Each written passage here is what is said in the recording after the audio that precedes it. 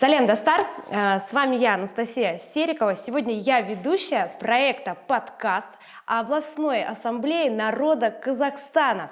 Сегодня к нам в гости приехал известный блогер из России Артем Флекс. Правильно? Да, Здравствуйте. Все правильно. Салем Достар, Салемет Сизбе, Кайлры Кун. Тем, понятно, почему выбрал Казахстан. Гостеприимная страна. Да. Почему Туризм. город Кустанай? Потому что был самый близкий к моему родному городу, к Екатеринбургу. То есть легко было взять билеты на автобус, потому что цены стоили, там, допустим, в Астану полететь или в Алматы, там какие-то огромные деньги на авиабилеты, а на автобусе вполне адекватная цена была. Вот. Ты когда-нибудь был вообще в Казахстане? Нет. Что-нибудь слышал о нашей стране? Да, слышал. У меня было немало обзоров творчества на моем канале казахских рэперов, там Скриптонита, много разных там делал обзоры на них, и знаю, что казахи — это сверхлюди, вот их называют так вот по успехам Айсултана, который снимает клипы, мировым исполнителем недавно снял фильм «Каш» про Голодомор. Также делал, помню, обзор на Иманбека, который вот сделал ремикс на Rose и выиграл Грэмми. То есть сестра у меня вот ездила летом в Казахстан к своей однокурснице. Тоже там привезла мне футболку Казах Репаблик, что наслышан. Ты знаешь, что это наш самый крутой бренд Казах Репаблик? Откуда узнал о Доме дружбы?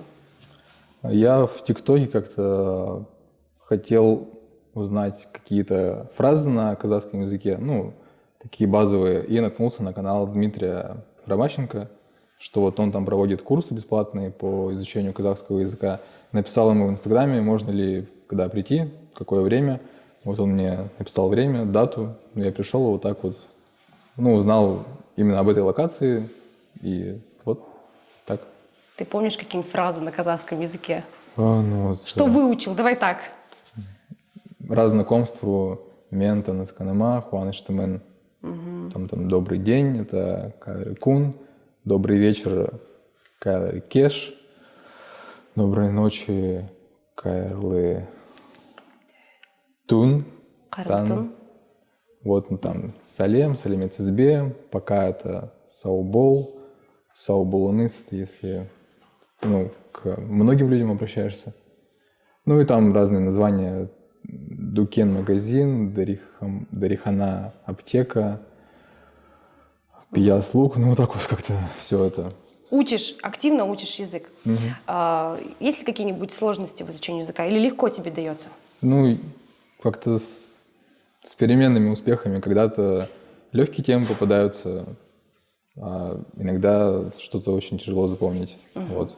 Как-то в сравнении с английским, как-то английский попроще, но в казахском в то же время нет, по-моему, родов, что-то такое, что не надо заморачиваться за это. То есть плюсы и минусы есть. Скажем так, не плюсы и минусы, а есть в каждом легкости. Есть сложности, да, и свои эти. А ты помнишь свой самый первый урок? Да, помню. Расскажи впечатления. Это был, по-моему, понедельник. Вот пришел, сел, так сказать, на первую парту рядом с преподавателем, и в тот день пришло, получается, много новеньких, туристов, так сказать, осенних туристов. И Дмитрий подстроил урок так, что изучали, там вот был такой костяк, который ходит уже с февраля, по-моему, он эти курсы запустил. Вот. Этот костяк ходил, давно изучал, и Дмитрий, вот из-за того, что пришло много новеньких, он построил программу заново, скажем так, чтобы новенькие могли догнать. Ты попал в этот новый поток? Да. Получается, ты начал язык изучать с самого начала. Что тебе вообще нравится в нашем городе? Есть уже, что прям отметил для себя? Был в термопарке, у нас нет такого аналога, скажем так. Вот есть аквапарк, а вот термопарка не было у нас в Екатеринбурге. Плюс мне тут нравится, что такой вот город небольшой, и здесь реально много решают связи. То есть в Екатеринбурге, допустим, город-миллионник, 1,5 миллиона, и очень... вот есть какой-то у тебя круг общения, он довольно ограничен, А вот здесь у тебя в каждой сфере плюс-минус есть какой-то знакомый, благодаря которому ты можешь какую-то там скидочку получить, какое-то знакомство, как-то сэкономить, как-то вот что-то вот как-то замутить, короче. Вот мне нравится, вот, что в маленьком городе есть такие какие-то Свои штуки. плюсы. Да. Мгм. А ты пробовал что-нибудь из нашей национальной кухни? Пробовал, как это называется, бурсаки. Борсаки. Бурсаки, потом беш пробовал. У вас конину не едят, я правильно понимаю? Нет, я никогда не пробовал. Впечатлило. Да. Сколько регламент? Дайте мне регламент какой-нибудь. Час должен быть? Ничего себе. Сколько вы уже пишете? Тогда сейчас продолжим. Тём, такой вопрос. Чем ты занимался в Екатеринбурге? Кем работал? Ну, я, получается, уже около 7 лет делаю видео на Ютубе. Вот это все начиналось с того, что когда мои одногруппники, вот я учился на этого инженера-энергетика УрГУПС, Уральский государственный университет путей сообщения, то есть ЖД-вуз. Вот, ну, поступил туда просто, чтобы от армии откосить. Просто, ну, сам не хотел, я вообще не знал, чем хотел заниматься в целом, ничего не хотел, просто поступил, чтобы отмазаться от армии. Вот. И на втором курсе универа вышло так, что мои друзья, которые не пошли в универ, они или вернулись с армии, или закончили колледжи и начали работать. То есть там возраст около 20 лет. Вот у них начали появляться деньги, то есть мы там вышли в какую-то в кальянку, в сауну, у них деньги есть, а у меня нет. Но мне как-то обидно, что вот они хоть сколько-то зарабатывают, там 10-15 тысяч, но все равно. А я вот такой иждивенец на шее родителей, вот, обидно. И начал писать работы студентам, то есть эссе, рефераты, курсовые. Вот. Хотя я учился не очень, но вот ради денег можно другим написать. Вот, и начал с этого зарабатывать, и потом вот эти вот навыки, которые я приобрел в написании текстов, я перенес на YouTube. То есть я смотрел разных блогеров, вот мне нравился хип-хоп, рэп, то есть там это началось еще с 2002 года, когда в лагерь приехал, там танцевали брейкданс под фристайла. Вот тогда я полюбил рэп, и я смотрел разных блогеров про рэп, и писал им в комментариях какие-то темы, но они не снимали. И я думаю, ну раз вы не снимаете, буду я снимать. Первый ролик я снимал все на телефон, ну то есть озвучку делал, монтаж, все на телефоне там. И даже при таком качестве это собирало просмотры. Вот, и я понял потом, что если улучшить, монтировать уже на компьютере, купить себе микрофон, то в принципе это может нормально заходить. И вот начал делать и поперло вот этим. А как ты относишься к тому, что многие люди считают профессию там, блогер, ютубер несерьезной? Вот она сейчас достаточно популярная, и действительно, да, люди зарабатывают на ней много денег. Как ты относишься к этой фразе? Да, нормально, что каждый имеет право на свое мнение. Но, кстати, вот в Казахстане я заметил, что более лояльнее относятся к блогерам. Потому что у нас как-то... Ну, вот был скандал с выборами 2018 года, когда многим блогерам занесли деньги за рекламу выборов, и ну, не очень публика это восприняла. То есть блогеры как-то связаны, что они продажные, что они без принципов. Вот. А здесь как-то такого нет, что нормально относятся к этому. В Казахстане лучше относятся к блогерам, чем в России. Вот так я скажу. То есть все-таки блогеры, они должны быть вне политики? Да нет, каждый выбирает... Свое. Да, просто кому-то... Кто-то хочет, Да, кто-то нет. кто-то лояльно к этому относится, кто-то нет, у кого-то нет принципов, главное деньги, у кого-то есть принципы. То есть я ко всем нормально отношусь, каждый решает свой путь, выбирает, как ему жить. Давай вернемся к моменту, когда ты приехал в Казахстан. Твои первые действия, что ты делал? Ну, первые действия, первый день помню, ну просто в каком-то... Была эйфория, что я здесь, что я в безопасности. Вот, и потом начал узнавать, что надо делать ИИН, поехал на Гашика, по-моему, там вот ИИН, КЖБИ вроде бы этот район или нет? Да, есть у нас еще в центре тоже, опять же, центр обслуживания населения. Откуда ты узнаешь, что вот нужно делать там ИИН? Вот я представляю, я приехала в чужую вообще страну, надо же откуда-то это узнавать, или это все твои подписчики? Ну, в Телеграме было очень... Я подписался на много телеграм-каналов по переезду в Казахстан, и там было много постов и гайдов о том, что нужно делать в первые дни приезда. То есть там было, что получить ИИН, а если есть загран, то есть возможность открыть Каспи. То есть я вот получил ИИН, сразу поехал в Каспи, открыл карту, потом получил на 90 дней, я вот тоже написал там в истории, кто поможет с получением... Временное проживание. Да, на 90 дней вот откликнулся человек, сделал мне, и вот с этим вот, с этим бланком я пошел в Каспи, вот мне спокойно сделали карту. Были ли какие-нибудь сложности там с оформлением документов, разрешений и так далее? Да нет, никаких сложностей не было. Была вот единственная сложность с квартирами у людей первое время. Мне кажется, с этим все столкнулись, даже мы, казахстанцы. То есть там квартиры стоили 200, 300, 400. Просто вот мне повезло, что вот я приехал к подписчику, и он снимал всего за 70. Ну, то есть нам нужно было скидываться по 35, ну, то есть это вполне себе подъемная сумма. Очень удачно. Скажи, пожалуйста, русские Казахстана от русских в России колоссально отличаются или нет? Есть вообще разница или, может быть, ее нету вообще? Сложный вопрос на самом деле. Ну вот смотри, я иногда езжу в Россию, и вот для меня есть разница. Мне кажется, что наши русские такие более гостеприимные, что ли. Но это вот лично мое, опять же, мнение. Вот Ну, я так вижу. Есть какие-то вот у тебя? Наверное, есть такое ощущение, что мы такие, ну, в России, да, более такие разобщенные. То есть я вот сколько жил в ЖК, я ни разу не общался с соседями. Вообще даже не знаю, как они выглядят, ну, большая часть. То есть там... А здесь как-то приходится взаимодействовать постоянно. Ну, тут как-то люди более такие общительные, более разговорчивые как-то. У нас такие все, лишь бы меня не трогали, моя хата с краю. Каждый сам за себя. Да, есть такое. Да, у нас очень такой дружный, правда, народ. Мы даже все праздники празднуем вместе, вне зависимости от национальности. Вот я бы, наверное, сказала, что это такая фишечка нашего народа. Вот у меня была такая история, что вот мне месяц назад привезли приставку. У меня есть приставка, очень скучал по ней. Этот, что ли, PlayStation? Ну, типа, да. Все понятно. Вот, скучал по ней просто... Ну, я не скажу, что я игроман, просто вот кто-то... Ну, по-разному люди стресс Дело снимают. в кайф. Да. Так сказать. Да. А вот мне просто вот вечером поиграть там часик, вот самое то. Вот, и я через СДЭК попросил маму отправить мне. Вышло это в 24 тысячи тенге. Вот.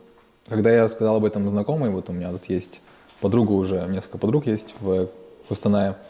Она говорит, так зачем ты через СДЭК? У меня вот знакомые ездят каждую неделю в Екатеринбург, попросил бы закинуть, закинули бы бесплатно. Вот я понял, что надо вот, если какие-то вот проблемы, какие-то, ну, что-то нужно, просто узнать, кто-то может помочь, и в любом случае, скорее всего, найдешь помощь. Вот. Смотри, там в Екатеринбурге ты занимался блогерством. Чем занимаешься здесь сейчас? Ну, также у меня на удаленке работа. То есть я делаю обзоры, а они не зависят от местоположения. То есть мне, в принципе, без разницы, ну, где жить. В Костанае, наоборот, даже плюс, что дешевле жить, чем в Екатеринбурге, а у меня работа не зависит от... Ну, и заработок тоже не зависит от места проживания. А вот расходы зависят, и как бы чем дешевле жить, тем как бы мне лучше, тем я больше могу копить. Обзоры чего ты делаешь? Обзоры творчества разных исполнителей, как правило, вот. рэп, там разборы на их обложки, там, разборы их клипов, разборы текстов, ну вот такое что-то. Я правильно понимаю, вот Скриптонит, например, выпустил свой новый альбом, например, да? И ты рассказываешь об этом альбоме. Ну да, что-то типа того. На концерты тоже ездил поэтому или просто чтобы отдохнуть? Нет, вот я ездил на концерты, у меня была такая рубрика «Концертные ревизора», ну, до ковида. Потом, когда ковид, все, концерты все стопнулись. И вот был на концерте Скриптонита. Только не Скриптонита, а группа Скриптонита выступала. Ну, то есть там не только он, а его музыканты, и это было не очень. Потому что, когда отдельно Скриптонит, он вот хорошо выступает, а вот с группой там они постоянно сбивались, он на них прям матерился на концерте, на своих подопечных. Я сейчас расстроюсь, я очень люблю Скрипа. Ну, то есть, я вообще даже не знала, если честно, что у Скрипа есть концерты с его музыкантами. Ну, то есть, я думала, что он отдельно как-то. Ну да, вот у него есть Скриптонит, отдельно вот он там рэп про девочек поет, и группа Скриптонит. Там такое более, ну, не на массовую аудиторию, а такая более музыкальная. Вот, там с инструментами, с вокалистками. Вот, и они приехали, и такой вот концерт получился немного странный. С криками. Да, он сам там сбивался. У меня есть отчет на ютубе с этого концерта. Сам там сбивался, и вот такой нервный концерт получился. То есть он тебя не впечатлил? Ну, ожидал большего. На каких концертах ты еще был? Ой, да, на разных, там, на западных исполнителях. Ну, возможно, кто-то знает, там, Ghostman, Интершикари, LJ, вот, Федук, Моргенштерн. Федук мне очень нравится тоже. Как тебе творчество Федука? Да, нормально, Федук. Ну, то есть, есть какие-то, ты вот отметил у него плюсы, его фишечки? Я помню, что у него на разогреве выступал Оуджи Буда. Тогда он еще был... Знакомое что-то. Ну, с Егором Кридом у него там. Ага. Вот. Он тогда был еще не особо известен, и он тогда вообще был не в тему. То есть у Федука такая, более такая мелодичная же музыка, да, там, с припевами, с вокалом, а у Джбуда такой рэп грязный. И, получается, люди пришли послушать такое мелодичное пение Федука, «Розовое вино», «Моряк», а там у Джбуда такие тексты там про девочек. И не очень это вписывалось, а потом вот сейчас Оуджи Буда стал популярнее Федука по итогу. Не могу вспомнить, наш сейчас вот казахстанский парень, как раз-таки вот поет он тоже с Джиганом, как же эта песня? Лимба? Лимба, вот. Как тебе творчество Лимбы? Ну, он просто такой очень милый, ну, для нас, для девушек он нам очень нравится, вот как тебе его творчество, давай вот сделаем сейчас обзор на Лимбу, такой краткий. У Лимбы есть определенный талант делать припевы. Ну, он очень крутой, он просто, у него голос, он такой необычный. Да, такой прям бархатный. Вот. Ты еще не делал обзор на него? У меня была там тоже с ним история, когда, получается, им продал бит человек на XO. Твой вокал полон XO, вот это вот трек, и им продал бит человек, который украл его у другого. То есть он взял известный бит, который популярен, причем его сделал русский, вот, перебил его, ну то есть переписал его, чуть изменив, и продал Лимбе. Лимба выпустили трек XO, он взорвал, и этот русский парень начал бить тревогу, типа, а где деньги? Почему вот вы взяли мой бит, а не заплатили? Он мне написал, я это выложил, и до Лимбо это дошло. Это было вот в июне 2020 года. Вот, я ему объяснил всю ситуацию, и в итоге Лимбо убрал из кредитов, ну, то есть убрал этого человека, который продал ему этот ворованный бит, и поставил того человека, который реально сделал бит, и заплатил ему. Вот. Ух ты. Ну, а впереди ты еще планируешь делать обзор на Лимбу? Ну, если он что-то выпустит такое прям разрывное, то да. Ну, смотри, он пошел вверх. Ну, как бы вот я считаю, что он там, да, вначале там один трек, да, спел вместе, да, с ребятами здесь, а сейчас все выше, выше и лучше. Кажется, в перспективе у него много будет альбомов, я так думаю. Ну, мне кажется, он занял такую нишу мастера припевов. Вот он недавно выпускал трек с... Там был такой массовый трек с Нилетто, Моргенштерном, Бумыч, игрок в Counter-Strike и еще кто-то, не помню, третьего человека, точнее четвертого. И вот он там делал припев. То есть с Джиганом тоже на чиле он там делал припев. Ну, то есть он занял такую нишу мастера припевов, а припев же это самое главное в песне, поэтому у него... Ты думаешь, всё он будет хорошо. останется вот в этом потоке? Понятно. Есть ли какие-нибудь у тебя планы на ближайшее время? Вот ты сказал, родители приезжают, да, скоро? Да. Еще что планируешь? Ну, вот думал в Алмату весной, наверное, слетать, посмотреть Там тоже. очень красиво. Что-нибудь там уже вписал, куда пойдешь? Нет, я по ситуации обычно действую. Когда уже будет ближе к этому времени, и понятно, что я точно еду, вот тогда напишу и разузнаю все. У тебя были какие-нибудь курьезные ситуации в Казахстане? Ну, прям вот смешные реально. Ну, помню, когда только начался гололед, когда выпал снег, и я шел, получается, отошел на обочину, и тут идет полицейский, тоже по обочине. Я отхожу влево, прям в кусты, чтобы прошел полицейский. Вот, ну, Прям, то есть ты прям совсем в кусты, что ли, ушел? ну да, чтобы пропустить его. Угу. Потому что, ну, когда идешь в России, там какой-то ОМОНовец или Росгвардия, с ними вообще лучше никак не соприкасаться лишний раз. Вот, а тут я отошел подальше, чтобы его пропустить, а смотрю, он сам меня пропускает и идет вот туда в гололед. Вот, и я иду, оборачиваюсь, а там еще идет человек также по обочине, и полицейский снова уходит в гололед, человека пропускает. Это вот меня удивило, потому что я сам его пропускаю, чтобы не было каких-то лишних проблем с полицией, там, да, а тут он сам меня пропускает. Это вот меня удивило. Запомнил теперь на всю жизнь эту историю, да? Да. Слушай, как ты распоряжаешься деньгами?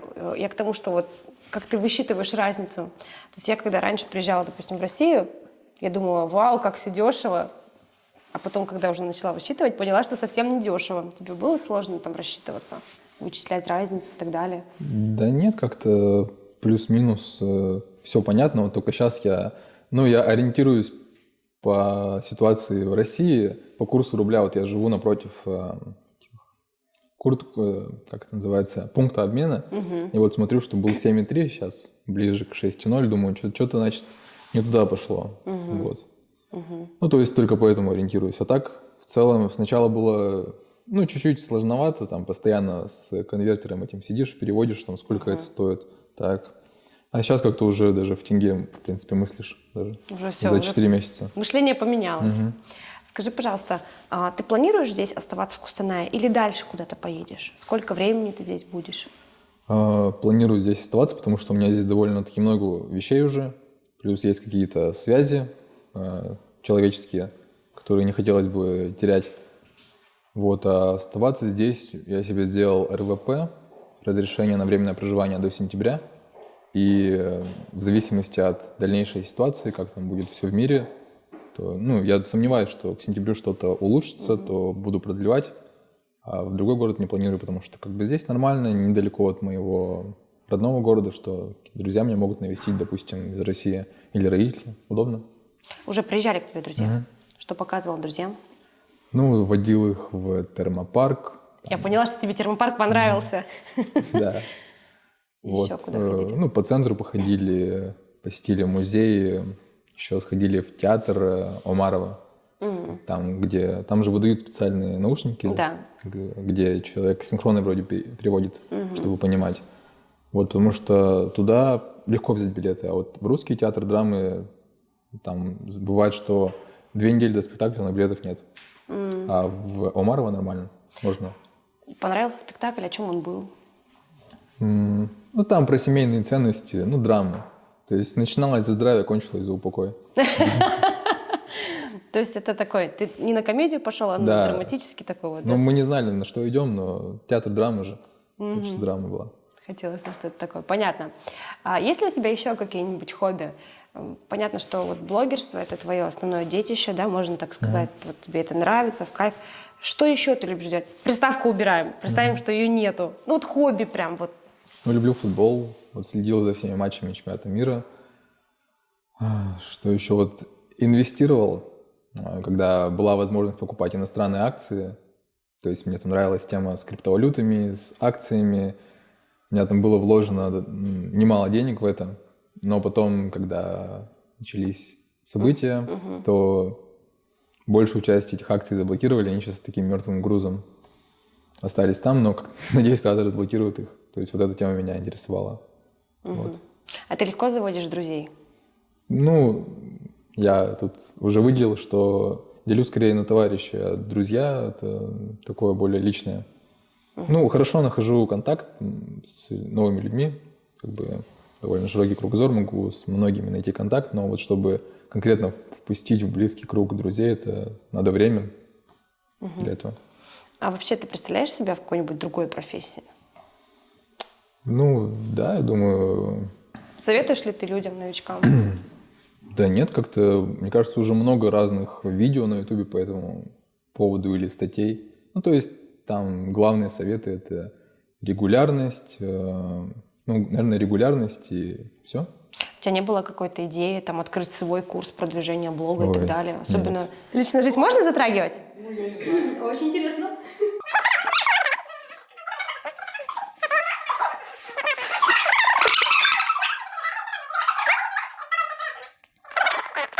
Как относишься к 14 февраля, 8 марта? И почему ты решила девочку завести 9 числа? Какого числа, вы знаете? Вы знаете, не слышали? Я знаю, что 7 мая день... День защитников Отечества, да. А может, в июле, да? Нет, 15 апреля у нас. 15 апреля, да, у нас есть такие тоже герои в казахской литературе, может, вы слышали? Хоза Курпеш, Баян Сулу. Баян Сулу вафли. Это фабрика наша. Тём, я тебе сейчас без скромности скажу, что в Кустанае самые красивые девушки. Как тебе такой поворот? Вот ты согласен или нет? Ну, в целом, наверное, да. Ну, отметил красоту наших девчонок? Да. Я так поняла, у тебя появилась здесь девушка? Нет. Нет. Ну, Так, это как? ну, знаете, это ВКонтакте, когда можно было выбирать семейное положение, там все сложно, вот я бы так все сложно выбрал бы. Ну, то есть ты уже с кем-то общаешься здесь? Ну, так. Мы сейчас специально в подкасте это говорим. Вдруг кто-то из девушек захочет с тобой ближе познакомиться. Вот есть у тебя какие-нибудь 3 своих недостатка? У меня? Да. Вот ты прям можешь сказать, вот это мой недостаток, чтобы там девушка сразу заранее знала. Ну, наверное, Давай один, ладно, давай один. внимание к мелочам. Ну, то есть я вообще все замечаю, и вот если мне что-то не понравилось, то... То есть у девушки на бородке один усик, и ты его, если заметил, то такой, вот, у тебя усик один растет, убери его. Настолько? Я просто вспоминаю свою подругу, которая обиделась на своего мужа из-за того, что он ей сказал про усик. Она говорит, ну ты мог же не заметить этот усик? Не, ну я не скажу, я тактичен в этом плане, но я все равно замечу, и как-то будет так не очень в этом плане. Это как? Ну, в смысле, ты тактично и просто сделаешь замечание? Нет, я вообще... вообще ничего не я скажешь? промолчу, но я замечу и такое делаю все. Я помню этот сторис про контейнеры. Снимали. Ну да. Вот это да, обратила внимание. Ну неужели нельзя взять такие контейнеры и расфасовать и все такое? То есть ты замечаешь каждую мелочь? Да. В поступках, в бытовом плане, да? И как бы это все, ну, накладывается, и вот анализирую человека. Тогда что ты ценишь в девушках? Ну, мне очень нравится такой типаж, такие скромные, такие домашние, заботливые, верные. Ну, такие вот максимально простые. Мне нравятся простые девушки, то есть мне не нравятся какие-то вот там клубные или светские львицы. Мне нравятся такие спокойные, домашние, уютные. А сильные девушки, которые там карьеристки, они там все одеяло на себя тянут. Ну вот я пробовал с такими общаться, вот еще в Екатеринбурге, как-то не могу с ними. Почему? Почему сложно? Не знаю, как-то, наверное, вижу схожесть с собой. Ну, то есть для меня как бы тоже карьера, наверное, на первом плане, ну, в жизни. Там потом семья и прочее. Вот, и как-то сложно с зеркалом себя. Мне такие более домашние, спокойные нравятся, чем карьеристки. Угу. А ты знаешь, что у нас 14 февраля не празднуется? Ну, теперь знаю. Теперь знаешь, да? А какие праздники Казахстана ты уже выучил? Ну вот знаю, что вот в марте какой-то праздник, когда юрты все собирают, я не помню название. Наурыз. Да, Наурыз, и что 7 мая отмечается День защитника Отечества вместо 23 февраля. Слушай, ну Наурыз — это наш самый любимый праздник. Его как раз-таки празднуют все национальности нашей страны. Вот. И тебе очень повезло, что ты в Казахстане как раз-таки его отметишь. Ощутишь вот, да, вот эти наши традиции. А что еще тебе нравится в Казахстане?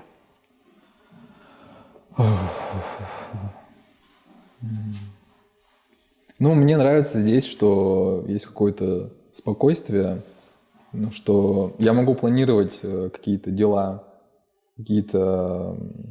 Ну, мне нравится, что вот реально можно что-то планировать, потому что в России там, ну, каждую неделю какие-то законы, вот опять же сейчас говорят о новой волне, то есть, ну, вот я вот помню, что 21 сентября, ну, вот жил себе спокойно, там ходил на карате, купил себе заказал себе новую форму, кимоно, перчатки, и тут хоп, надо что-то делать. А вот тут спокойно как бы понимаешь, что ты в безопасности. Вот безопасность — это же такая базовая потребность человека, и тут я ее ощущаю. Ты сказал про карате. Ты ходишь куда-то на тренировки. Ходил там. А здесь? А здесь вот просто в зал хожу. Ходишь в зал? Да. Качаешься? Ну так, просто поддерживаю форму. А почему карате вообще? Ну, как-то хотелось попробовать себя в новой стези, в новой среде. Вот. Ходил, плюс, чтобы почувствовать какую-то смелость. Ну, потому что я никогда, ну, такой человек неконфликтный. То есть вот у меня здесь было 2 раза, что мы снимали опросы с людьми для ТикТока, и нас выгнали сначала в ноябре из Плазы, потому что там нельзя снимать. Ну, нужно согласовывать с администрацией. То есть телефон можно снимать, а вот с микрофоном и камерой профессионально нельзя. А пару дней назад нас выгнали из марта. Хотя мы...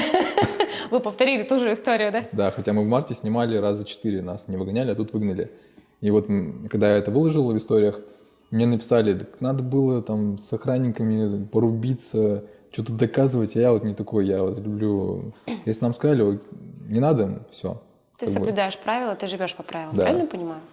То есть без каких-то конфликтов и в целом, ну, с девушками тоже, если девушка меня пытается вывести на эмоции, я спокойно... Потому что с девушками вообще смысла нет спорить. Это умный ход, я тебе скажу. Ты стараешься брать какие темы? Ты вот сказал опрос, да, про дёнер ты проводил и про отношения. Я так понимаю, что про отношения провалилось. Нет, как раз про деньги вот больше всего зашло. Про деньги? Да, там, когда девушка сказала, что мужчина должен зарабатывать 2-3 миллиона тенге. 2-3 миллиона тенге? Да. Ну вот я спрашивал, сколько вот для вас было бы идеально? Она сказала 2-3 миллиона тенге, и там вот, ну, конечно же, у многих бомбануло от этого. Скромная девушка, очень. Вот, а другая девушка, которая выглядела прям как такая светская львица, вот я думал, что она скажет там 5-6 миллионов. Она сказала 400 тысяч. То есть вот 400? Это вот... Да, и это вообще удивило. То есть я думал вот по ней, что вот она скажет очень много, а она сказала, ну, адекватные деньги. И про парней тоже, когда вот мы снимали, а сколько должна зарабатывать девушка, чтобы быть тебя достойной? Сколько должна зарабатывать девушка? Да. Вот, и там кто-то сказал, что девушка вообще должна не работать, пускай дома сидит. Кто-то сказал, да, пускай зарабатывает столько, сколько ей нужно. А вот там 2 парня сказали, ну, 400, ну, 500 нормально. Какие у нас хорошие мужчины все-таки. Заботятся о наших женщинах, чтобы они не работали.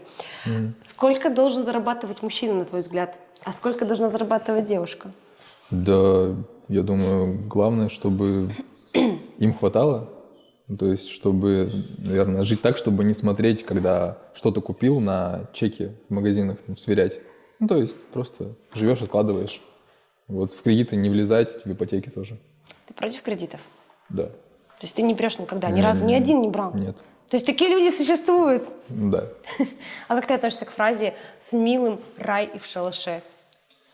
Ну, это, наверное, круто, когда вот... Просто многие вот футболисты, допустим, какие-то бизнесмены, вот они сейчас заводят отношения, и, ну, понятно, что там уже, ну, связано с их финансами. А круто же, когда вот вы, не имея ничего, поднимались вместе, и ты знаешь точно, что эта девушка с тобой не ради денег, что вот она просто увидела в тебе потенциал, что ты можешь подняться, и вот вы вместе поднялись, это круто. Угу. У тебя была настоящая любовь? Вот прям действительно такие чувства? Ну, была, наверное. Как ты считаешь, человек может любить 2 раза в жизни, 3 раза, вот прям по-настоящему любить? Или все-таки любовь 1 раз в жизни бывает? Ну вот у меня как раз она закончилась прошлой весной. Ну это, можно сказать, была моя единственная любовь. Я пока не знаю. То есть 1 раз точно можно, а дальше уже посмотрим. То есть пока не знаю. Слушай, есть какой-нибудь лайфхак твой личный, как подкатить к девушке? Это вот лично, не знаю. Я вот вообще как-то... Смотри, путь да, к сердцу мужчины лежит через его желудок. Верное утверждение? Ну, частично. Ну, ты же сам сказал, что вот дома уютно, хорошо, заботиться. Там вкусные блюда – это тоже, да, такая часть уюта. А получается, к девушке? Как подкатить? Да, да. Ну, путь через что лежит к девушке? Давай так вопрос поставим. Ну, раньше все было проще. То есть раньше ты красивая, ты мне нравишься, давай будем вместе. А сейчас такой возраст наступает, когда нужно объяснить, почему с тобой быть нужно. То есть нужно объяснить, что ты можешь дать девушке. Вот так вот. Тогда она будет с тобой. Если ты четко объяснишь, чем ты лучше своих конкурентов, скажем так. Нет. Потому что... Смотри, чем ты лучше, это понятно, например. Но еще что ты можешь ей дать. То есть там и как-то финансово, и эмоционально. То есть нужно объяснить это. То То есть раньше там ты красивая, какую-нибудь там какую-нибудь романтику устроил, там конфет подарил, все нормально. А сейчас нужно уже, сейчас такой возраст, что этого уже недостаточно. А девушка только должна быть красивая или что-то еще? Да нет, Душа все-таки конечно, да, душа самая важная. А есть ли качества, которые ты ценишь в девушке? Ну вот кроме там, понятно, заботливости, верности еще. Что-то еще. Верность, забота. Да, на самом деле, чем старше, это вот раньше был огромный там список критериев. Критериев какой-то. сейчас его нет. Да, сейчас как-то твое, не твое. Вот только хотела сказать, есть такое, да, когда Да. все-таки твое, ты чувствуешь, твой человек. Наверное, по такому принципу и друзей, и товарищей, как ты говоришь, находишь. Ну Есть да. такое? Потому что иногда вот чувствуешь, вот вы там пообщались, допустим, где-то познакомились на каком-то сайте или в Инстаграме там списались. Кажется, что вот твое, а встречаетесь как-то вот не то. То есть никогда это нельзя предугадать. Нормально? У меня нормально все, я терпимый человек. Терпимый или терпеливый? Это два разных. Терпимый и терпеливый. Да. Терпеливый. Типа, Терпимый не очень прозвучало. ну, что первые 2 месяца я спал на этом, на кресле таком. То есть в ВКБ я спал на такой кровати большой, а тут на кресле пришлось спать. То есть, ну, адаптируюсь легко к любой ситуации. Тебе надо было купить курпешку. Ты спал еще на курпешке? Я просто сплю на курпешке. Это что? Это такая, ну, как бы тебя объяснить? Ну, можно сказать, что это такой тоненький матрас. Вот такой, ну, или как вот его даже... На нем сидят, лежат. Можно 2 курпешки постелить, и на полу места много. Тём, вот подытожим с тобой нашу беседу. Казахстан — это место, где... Это место, где можно начать новую жизнь. Вот. Супер. Тём, спасибо. Удачи тебе, вдохновения. Вот. Ну и побольше хороших знакомств. И вам тоже удачи, спасибо, что позвали. Всего изысканного. Всем удачи, пока. Спасибо.